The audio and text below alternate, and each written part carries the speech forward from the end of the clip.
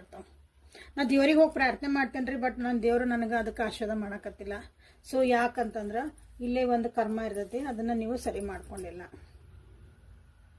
Okay, ನೀವು ಹುಟ್ಟಿದ ಒಂದು ಪರ್ಪಸ್ ಇರ್ತೈತಿ ಆ ಜೀವನದೊಳಗೆ, ಆ ಪರ್ಪಸ್ನ ನೀವು ಇಲ್ಲೇ ಸರಿ ಮಾಡ್ಕೊಳ್ಳಿಲ್ಲ ಅಂದ್ರೆ, ಅದ್ರ ನೆಗೆಟಿವಿಟಿ ಮಾಡ್ಕೊಳಕತ್ತೀರಂದ್ರೆ ನಿಮ್ಮ ಜೀವನದೊಳಗೆ ನಿಮ್ಮದು ಜೀವನ ಸುಗಮ ಆಗಿರಲ್ಲ, ಎಲ್ಲ ಏರುಪೇರು ಆಗಿರ್ತೈತಿ. ಓಕೆ, ಇಲ್ಲಿ ನಿಮ್ದು ಹುಟ್ಟಿದ ವರ್ಷ ಹೇಳ್ತೈತಿ. ನಿಮ್ದು ಇಲ್ಲೇ ಫೈನಾನ್ಷಿಯಲ್ ಸ್ಟ್ರಗಲ್ಸ್, ನಿಮ್ಮ ಜೀವನದಾಗ ಯಾಕೆ ಫೈನಾನ್ಷಿಯಲ್ ಸ್ಟ್ರಗಲ್ಸ್ ಬರ್ತದವು, ನಿಮ್ಮ ರಿಲೇಷನ್ಶಿಪ್ ಒಳಗೆ ಯಾಕೆ ನಿಮಗಿಲ್ಲಿ ಪ್ರಾಬ್ಲಮ್ ಬರ್ತದವು.